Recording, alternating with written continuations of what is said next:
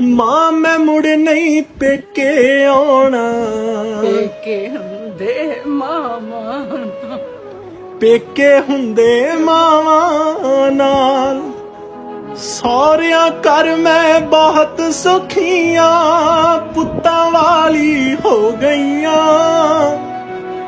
ਬਸ ਇੱਕੋ ਇੱਕ ਦੁੱਖ ਹੈ ਮੇਰਾ, ਤੂੰ ਮੈਥੋਂ ਕਿਉਂ ਖੋ ਗਈ ਮਾਂ।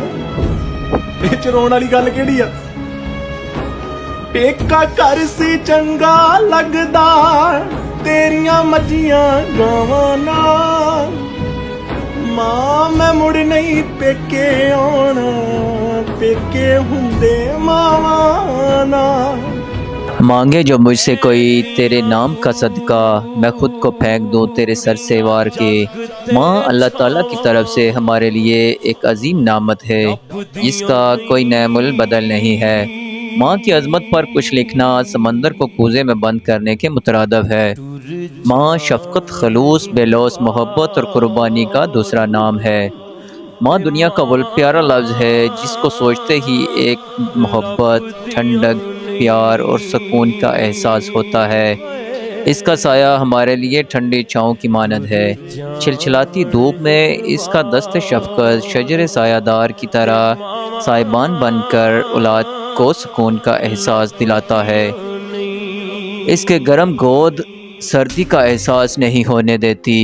खुद बेशक कांटों पर चलती रहे मगर औलाद को हमेशा फूलों के बिस्तर पर सुलाती है और दुनिया जहाँ के दुखों को अपने आंचल में समेटे लबों पर मुस्कुराहट से जाए रवां दवां रहती है। इससे ज़्यादा मोहब्बत करने वाली हस्ती दुनिया में पैदा ही नहीं हुई। आंधी चले या तूफ़ान आए, इसकी मोहब्बत में कमी नहीं आती। वो ना ही कभी एहसान जताती है और ना ही अपनी मोहब्बतों का सिला मांगती है, बल्कि बेगरज होकर अपनी मोहब्बत औलाद पर निछावर करती रहती है। ये हकीकत है कि माँ की मोहब्बत एक बहरे बेकरां की तरह है। माँ की बेपनाह मोहब्बत को लफ्ज़ों में नहीं परोया जा सकता। खलूस और एसार के इस समंदर की हद का अंदाज़ा लगाना मुमकिन ही नहीं। ਮਾਵਾਂ ਬਾਝੇ ਤੇ ਜ਼ਿੰਦਗੀ ਐਨੇ ਇੱਥੋਂ ਤੱਕ ਤੇ ਮਾਵਾਂ ਬਾਝੇ ਜ਼ਿੰਦਗੀ ਕੁਛ ਵੀ ਨਹੀਂ। ਕਿਆ ਸੀ ਬੜਾ ਪਿਆਰਾ ਮਾਵਾਂ ਠੰਡੀਆਂ ਛਾਵਾਂ, ਮਾਵਾਂ ਜੀ ਬਹਾਰ ਕੋਈ ਨਹੀਂ। ਮਾਂ ਤੇ ਜੀਂਦੇ ਜੰਨਤ ਹੈ, ਅਗਲੇ ਪਾਸੇ ਵੀ जन्नत है। रोज एक गाड़ी हो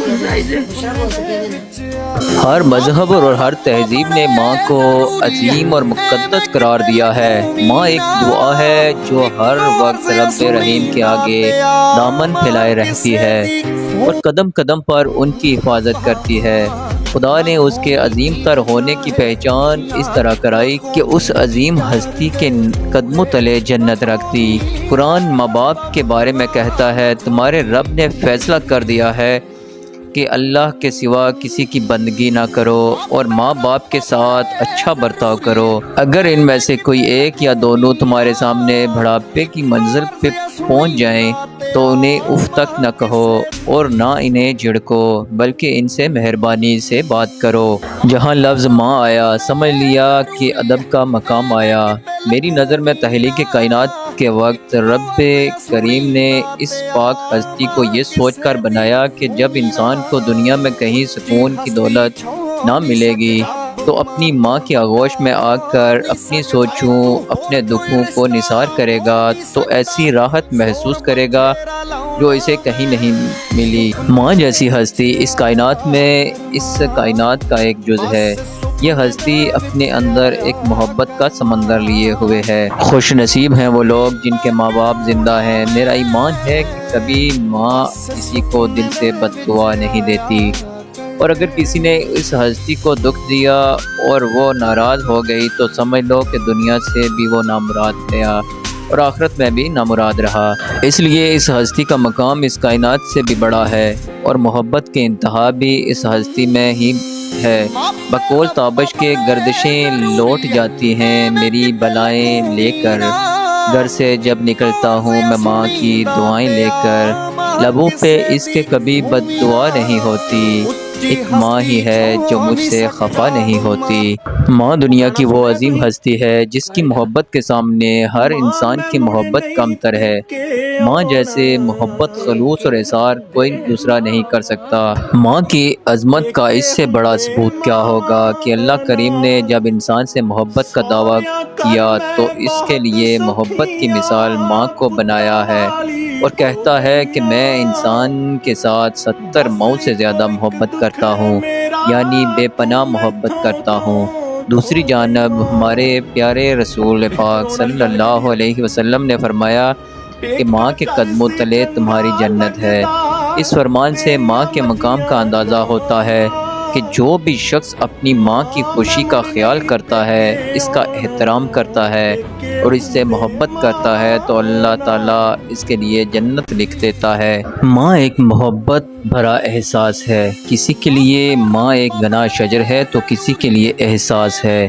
کوئی یہ کہتا ہے کہ ماں سائبان ہے تو کسی کے لیے ماں ہی دھرتی ہے۔ بلا شبہ ماں ہی وہ لفظ ہے جس کی کوئی مثال نہیں ملتی۔ وہ گنا سایہ جو چھاؤں تو دیتا ہے لیکن سلے کی پرواہ نہیں کرتا۔ اگر ماں نہیں تو زندگی کا ہر کام ادھورا رہ جاتا ہے۔ ممتا سے زندگی کے اسرار بے نقاب ہوتے ہیں۔ ماں جس کی پیشانی میں نور، جس کی آنکھوں میں ٹھنڈک، جس کی باتوں میں محبت، جس کے دل میں راحت، جس کے ہاتھوں میں شفقت اور جس کے پیروں میں جنت اور جس کے آغوش میں پوری دنیا کا سکون رکھ دیا گیا ہے۔